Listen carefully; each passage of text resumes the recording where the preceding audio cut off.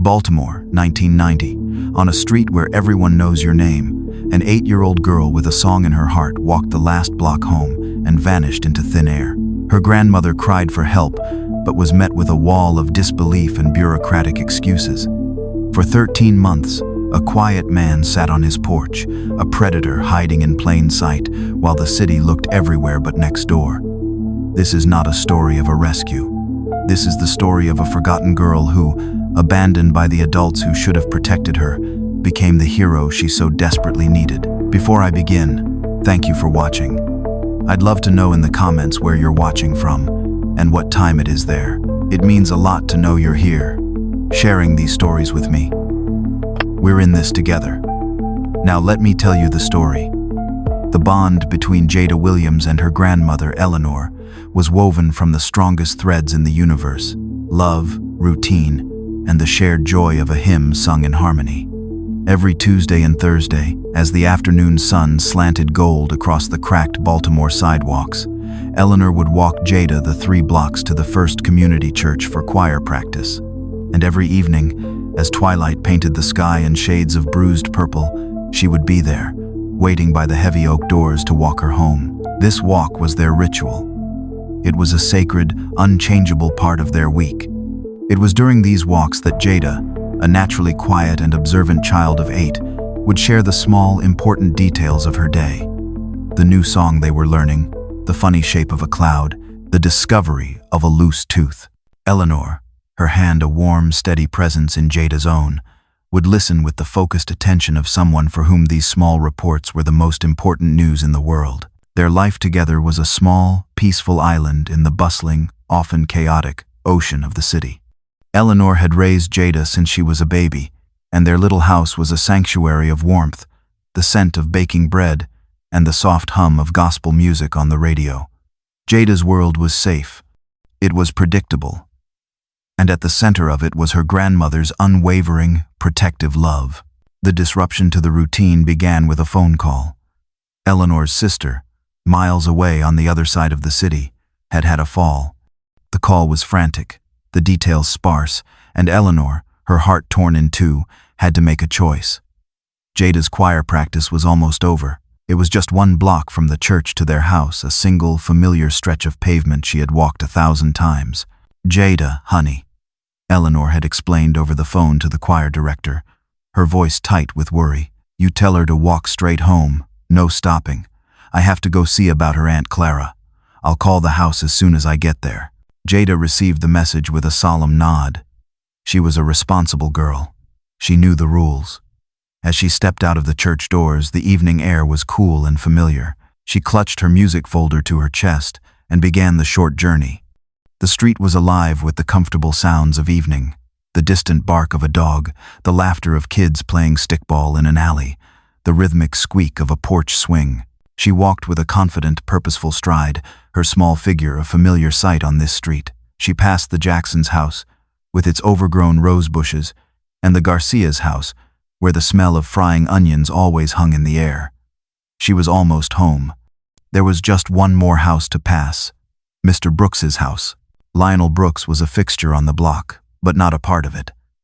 He was a man defined by his silence.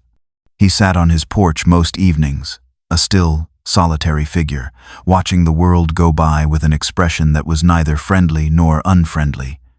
It was simply blank. Neighbors would offer a polite hello, and he would respond with a short, non-committal nod. He was the quiet man on the corner, a piece of the neighborhood's background scenery, as unremarkable as a lamppost or a fire hydrant.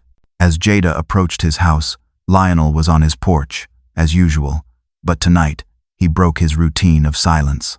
"Evening, Jada," he said, his voice a low, gravelly sound she had rarely heard before. "Evening, Mr. Brooks," she replied, polite as she had always been taught. She kept walking. "Got something you might want to see," he said, his voice taking on a conspiratorial, almost friendly tone. "Got a new puppy. My sister just dropped him off. He's right inside the door." Jada stopped. A puppy. The word was pure magic to an 8-year-old girl.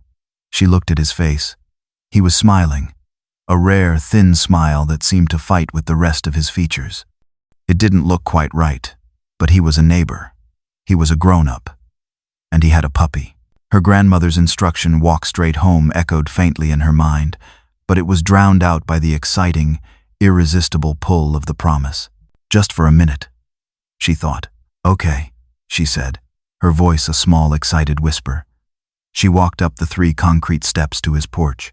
He held the screen door open for her, a gesture that seemed, on the surface, perfectly normal. She stepped inside, into the dim, stuffy air of his small living room, her eyes scanning the shadows for a glimpse of the puppy. And then she heard it. The soft click of the screen door closing, followed by the heavy metallic sound of a deadbolt sliding into place. The sound was so final, so absolute, that it seemed to suck all the air out of the room. There was no puppy.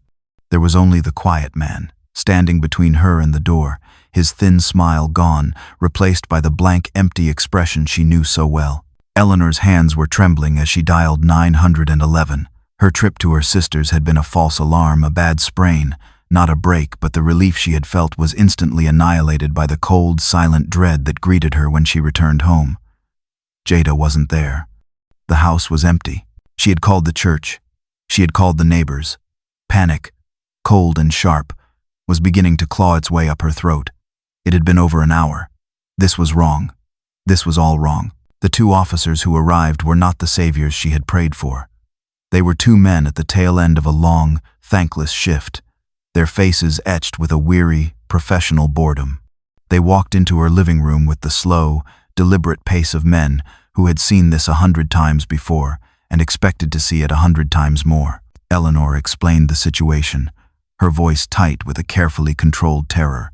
She told them about the phone call, about Jada's route, about her unshakable punctuality. "She is never late," Eleanor insisted, her hands gripping the side of an armchair to keep them from shaking. "She would never wander off. Something has happened to her." The older officer, a man with a thick mustache and a thicker midsection, sighed. It was a sound of deep, institutional fatigue. "Ma'am," he began, his voice laced with a patronizing, placating tone. "It's not even dark yet. Kids this age, they lose track of time. She probably saw a friend, started playing, and forgot to come home. She'll be home before dark." "You don't understand," Eleanor pressed, her voice rising. "She isn't like that. She knew I was worried. She would have come straight home." "Could be a custody mix-up," the younger officer chimed in, flipping through his notepad. "Does she have a father? An uncle? Maybe someone in the family picked her up, forgot to tell you." "Her father lives in another state," Eleanor said, the absurdity of the suggestion making her feel dizzy. "He wouldn't just show up and take her." She told them she had heard a child yell from down the street a little while ago. Maybe it was Jada. The officers exchanged a look. "Ma'am, this is a noisy neighborhood," the older one said. "You hear kids yelling all day long. The sounds echo.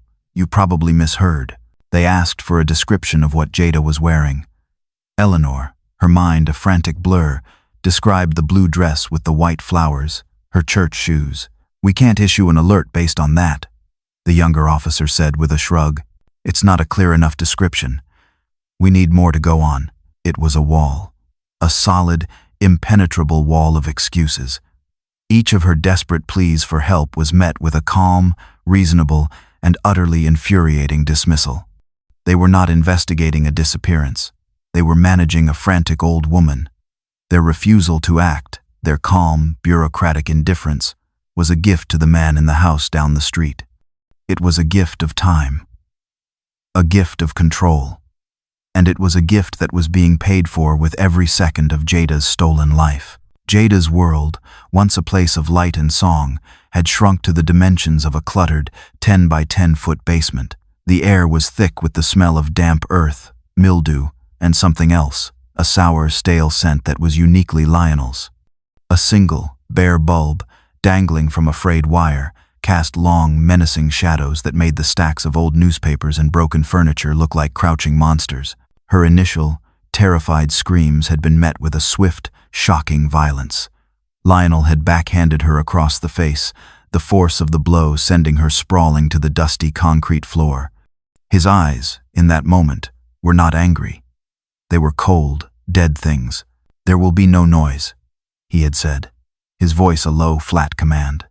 "You make noise, You get disciplined. You understand?" She had nodded, a choked, silent sob caught in her throat. And in that moment, she understood the rules of her new reality. Her voice, the thing that had brought her so much joy, was now her greatest enemy. Silence was survival. He was not a kind captor. He was a tyrant, and this small subterranean space was his kingdom. He kept her in a corner of the basement, behind a barrier he had made from an old, overturned couch and a stack of rotting wooden pallets. He would toss scraps of food to her, a piece of stale bread, a bruised apple, the leftovers from his own dinner, as if she were a dog. Her prison was not a sterile cell. It was a chaotic junkyard of his own failed life. There were broken tools, stacks of yellowed magazines, and the skeletal remains of old forgotten hobbies. But to Jada, it was a landscape of terror. The rustling of a mouse in the corner would send a jolt of fear through her. The groan of the house's pipes sounded like a monster stirring in the walls. Lionel's cruelty was psychological as well as physical. He would come down the rickety wooden steps and just stand there, watching her, his presence a heavy, suffocating weight. He would tell her lies, his voice a monotone of casual, brutal dismissal. "No one is looking for you," he said one day, after she had been there for what felt like an eternity. "I saw the police. They talked to your grandma. They think you ran away. They've already stopped looking." Another time, he said, "Even your grandma stopped asking about you. I saw her on her porch yesterday. She was laughing with a neighbor. She's forgotten all about you." Each lie was a carefully aimed blow, designed to chip away at her hope, to sever her connection to the world she had lost. He wanted to break her spirit, to make her believe that this basement, this kingdom of his, was her entire world now, and he was its only inhabitant. He wanted her to believe she was as forgotten and as worthless as the broken junk that surrounded her. Lionel Brooks's life, on the surface, did not change. This was the key to his camouflage. He continued his routine with a kind of mundane, almost obsessive precision. He left for his job at a downtown warehouse at the same time every morning and returned at the same time every evening. He mowed his lawn every Saturday, the roar of the engine, a normal, neighborly sound. He took his trash cans to the curb every Tuesday night. He was a ghost in the life of the neighborhood. His presence was noted, but never truly seen. His quietness, once just a personality trait, was now his greatest shield. It deflected suspicion. It discouraged interaction. Who would ever suspect the quiet man, the man who never bothered anyone, of committing a crime so monstrous it was almost unthinkable? The neighborhood, with the tacit permission of the police, had settled on a narrative for Jada's disappearance. The runaway theory had morphed into a vague, sad story about a troubled family situation. The initial shock and concern had faded, replaced by a kind of awkward, collective forgetting. It was easier to believe that Jada was gone because of some unknowable family drama than to confront the terrifying possibility that a predator was living in their midst. Lionel moved through this landscape of willful ignorance with a chilling, invisible confidence. He would sit on his porch in the evenings, just as he always had, watching the neighborhood children play, a silent, unseen predator observing a world he was no longer a part of, and yet, in the most terrible way, now controlled. The community's failure to see him was a constant, passive act of collaboration in his crime. Their averted gazes, their acceptance of the easy story, their desire to return to a sense of normalcy, it all worked to reinforce the walls of Jada's basement prison. He was hiding in plain sight, protected by a fortress of silence, both his own and the community's. Eleanor Williams refused to be silent. While the neighborhood wrapped itself in a comforting blanket of denial, she waged a lonely, relentless one-woman war against the silence. She became a haunting presence, a living, breathing testament to a truth that no one wanted to hear. Her initial frantic pleas to the police had devolved into a frustrating, circular ritual of futility. She would call the precinct every single day, her voice, once strong and full of faith, now thin and strained with exhaustion and grief. She would ask for updates, and a new anonymous voice would give her the same tired, scripted response. "There's no new information, ma'am. The case is inactive." She became an annoyance to them, a sad, recurring item on their daily blotter. They saw her not as a determined advocate for a missing child, but as a grieving old woman who couldn't accept the reality of her situation. Frustrated by the official channels, Eleanor took her fight to the streets.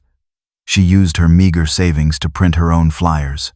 The photocopied image of Jada's smiling, 8-year-old face, taken on her first day of school, looked out from telephone poles, from the bulletin boards of grocery stores, from the windows of laundromats.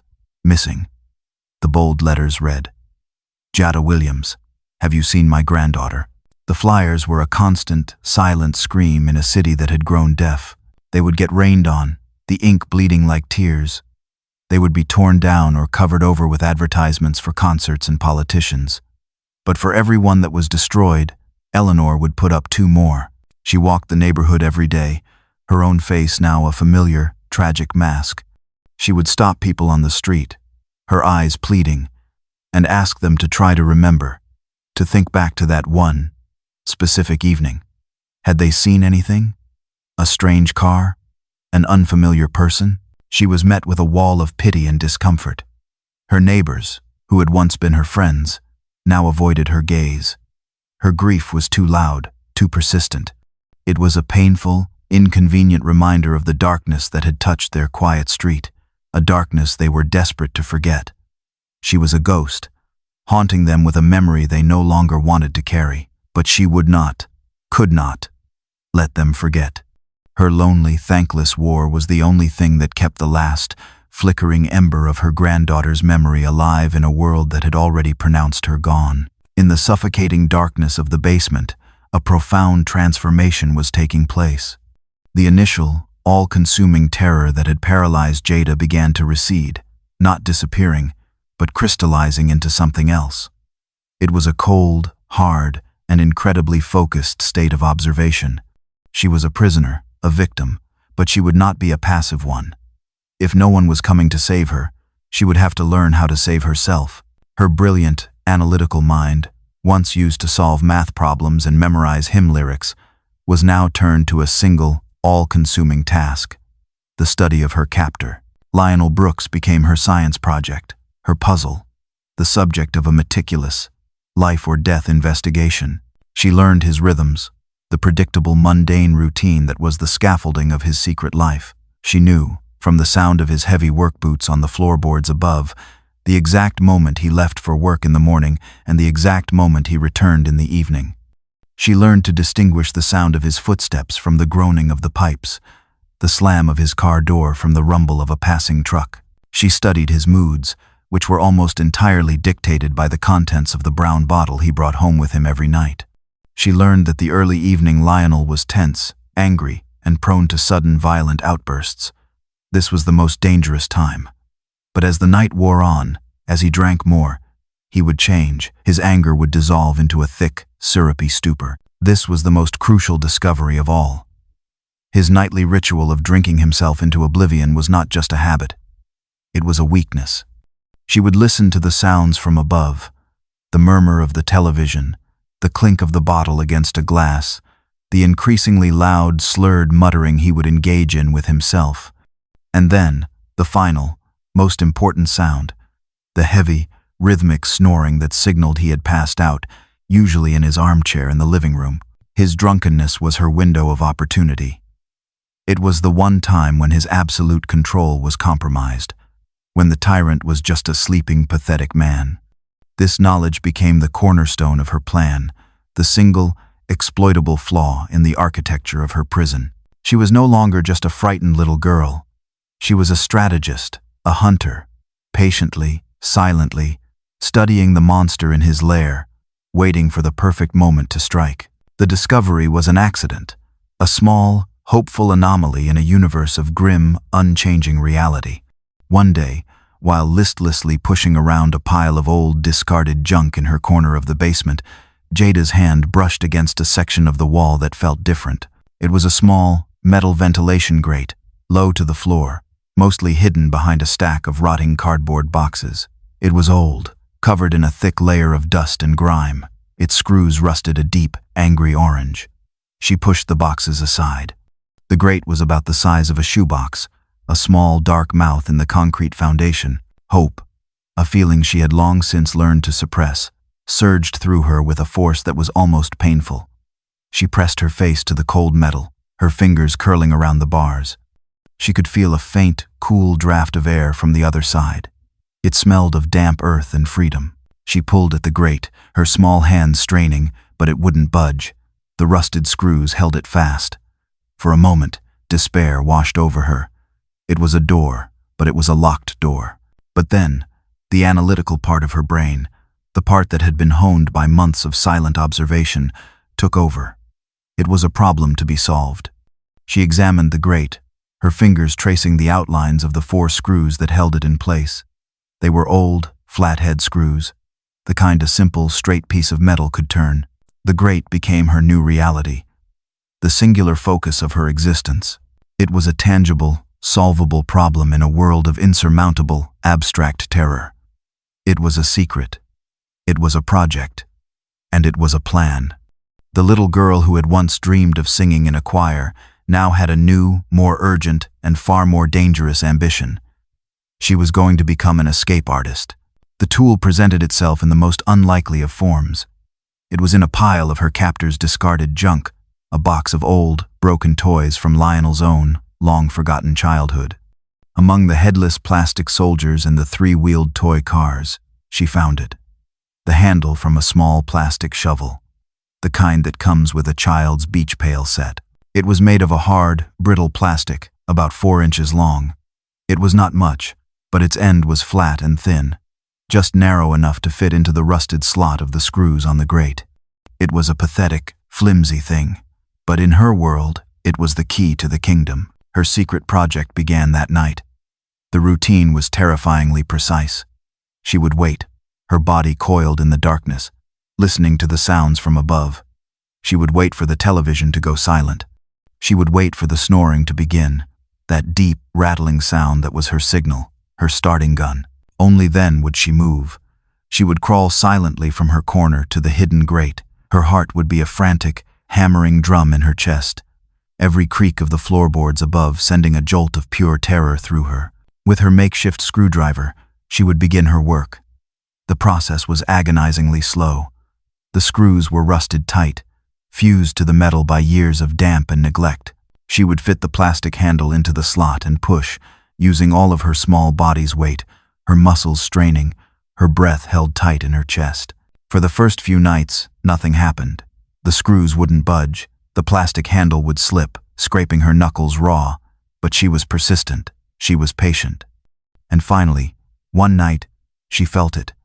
A tiny, almost imperceptible give. A faint, gritty scraping sound as one of the screws moved, just a fraction of a millimeter. It was a victory so profound, so monumental, that it brought tears to her eyes. It was proof. It could be done. For weeks, her nights were consumed by this secret, silent, painstaking labor. She would work until her hands were raw and trembling, until the first, faint hint of dawn began to lighten the sky, a change she could sense more than see. And every morning, before Lionel came down with her meager breakfast, she would meticulously cover her progress, pushing the boxes back in front of the grate, sweeping away any telltale flecks of rust from the concrete floor.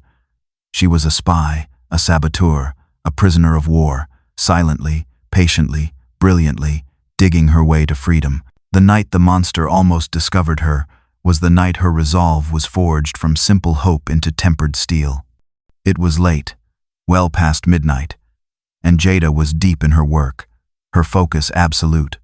Her world shrunk to the single stubborn screw she was trying to turn. Lionel had been drinking heavily that night. His snoring, which had begun an hour earlier, was a loud, reassuring rhythm from the living room above.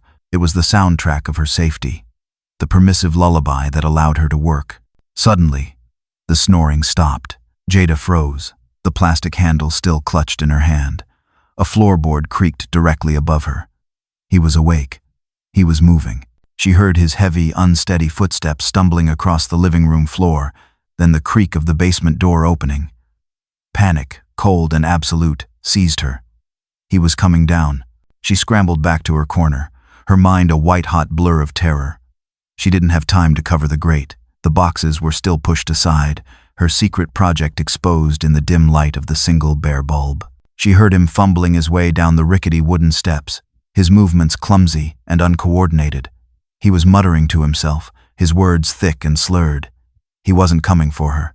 He was just drunk, aimlessly wandering through his own dark, cluttered kingdom.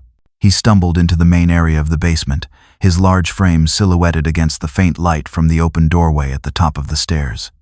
He was looking for something, knocking over a stack of old magazines, cursing under his breath. He took a few, unsteady steps in her direction. His path would take him right past the exposed grate. Jada held her breath, her body pressed flat against the cold concrete floor, trying to will herself into invisibility. He was so close she could smell the sour, stale scent of him. He lurched forward, his foot catching on the corner of the very box she had moved. He tripped, crashing into it, sending it, and the boxes next to it tumbling to the floor with a loud, chaotic clatter. He lay there for a moment, groaning, a large, pathetic man defeated by a cardboard box. Then, with a great heaving effort, he pushed himself back up, not even glancing at the grate that was now just inches from his face. He turned, abandoning his search, and stumbled back up the stairs, slamming the door behind him. Jada lay in the darkness, her body trembling uncontrollably, her heart feeling like it was going to beat its way out of her chest. He had been so close. He had almost seen. The close call was a terrifying reminder of the razor's edge she was living on. But it did not break her. It hardened her. She knew now that she could not afford a single mistake. Her focus, her precision, had to be absolute. The monster was clumsy, the monster was weak, and she, the small, silent girl in the corner, was going to outsmart him. After 13 long months, a lifetime in the world of an 8-year-old, the project was almost complete. 3 of the 4 screws on the grate were out, lying like tiny, precious jewels in a small, hidden crevice in the wall. The 4th and final screw was loose, so loose that she could turn it with her fingers. The grate, her door to the outside world, could now be pried open from one side. She had done it. Her brilliant, patient, and terrifyingly risky work was finished. Now, all she needed was the perfect moment. The final phase of her plan required a new kind of patience, a new level of strategic foresight. She couldn't just escape on any night. An escape on a quiet, clear night would be too risky. He might hear the grate scraping against the concrete. He might wake up and hear her running across the yard. She needed a cover. She needed chaos. She needed a storm, and so, she waited. She watched the world through the only window she had, the faint changes in the air that filtered through the grate. She could feel the subtle shifts in humidity, the changing barometric pressure that was a precursor to rain. Every evening, she would press her face to the grate and sniff the air, a small, feral creature testing the wind. The wait was a new form of torture. The key was in her hand. The door was unlocked, but she could not yet turn the handle. There were nights when her hope would soar, the air growing heavy and thick with the promise of rain, only to have it dissipate, leaving her in a state of agonizing disappointment. She used the time to rehearse. In the dead of night, while Lionel snored above her, she would practice the escape in her mind, over and over, until the steps were as familiar as a hymn. She would pry open the grate. She would squeeze through the small, rough opening. She would crawl across the yard, staying low to the ground. She would not run to her own house. He would look there first. She would run to the house on the other side, the house with the bright yellow door, the house where the Henderson family lived. She was no longer just a prisoner. She was a strategist, a general, waiting for the perfect conditions to launch her attack. Her fear had not disappeared, but it was now a tool, a sharpening stone that kept her focus razor sharp. She was waiting for the heavens to provide her with the distraction she needed, for a storm that would be the soundtrack to her resurrection. The storm arrived on a Tuesday night in late autumn. It was not a gentle rain. It was a violent, elemental explosion, a classic Baltimore thunderstorm that seemed intent on tearing the sky apart. The rain came down in hard, driving sheets, hammering against the small, high basement windows. The wind howled, a mournful, angry sound that made the old house groan. And the thunder was a glorious, deafening cannonade, each clap a violent, percussive blast that shook the very foundations of the house. It was perfect. Upstairs, Lionel had drunk himself into an even deeper stupor than usual, the storm providing the perfect, gloomy atmosphere for his nightly ritual. His snoring was a low, rumbling counterpoint to the thunder outside. This was the night. Jada knew it. A calm, cold clarity washed over her, a feeling of absolute, terrifying purpose. There was no more time for fear. It was time for action. She crawled to the grate and, with her small, trembling fingers, worked the final screw out of its rusted housing. She pulled at the edge of the grate. It resisted for a moment, held fast by a year of rust and grime, and then, with a low, gritty scrape that was completely swallowed by a deafening clap of thunder, it came loose. The opening was painfully small, a dark, narrow slot that looked impossibly tight. She took a deep, shuddering breath and began to squeeze her way through, feet first. The rough concrete scraped her skin, the rusted metal of the frame tearing her thin, ragged dress. It was a painful, brutal second birth, a desperate struggle out of the tomb and back into the world. And then, she was through. She was lying in the mud, the cold, hard rain plastering her thin dress to her emaciated frame, her hair a tangled, sodden mess. For the first time in 13 months, she was outside. The air, clean and sharp with the scent of rain and wet earth, was a shock to her lungs, so used to the stale, musty air of the basement. For a moment, the sheer, overwhelming sensory experience of it all almost paralyzed her. The feel of the mud on her skin, the sound of the thunder directly overhead, the flash of lightning that illuminated the world in a brief, terrifying and beautiful strobe of white light. But there was no time. Adrenaline, pure and potent, surged through her. She pushed herself up, her bare feet sinking into the soft, wet grass of the yard. She stayed low, crawling at first, and then breaking into a run, a frantic, desperate sprint through the driving rain. The world was a dizzying, terrifying blur. The familiar, comfortable neighborhood of her memory was now a dark, menacing landscape of shifting shadows and strange, distorted shapes. She ran, her only focus the one single point of hope she had fixed in her mind, the bright yellow door of the Hendersons' house. She reached their front porch, her small body trembling with a mixture of cold, exhaustion, and a wild, soaring hope. She hammered on the door, her small, muddy fists a frantic, desperate drumbeat against the solid wood. She didn't shout.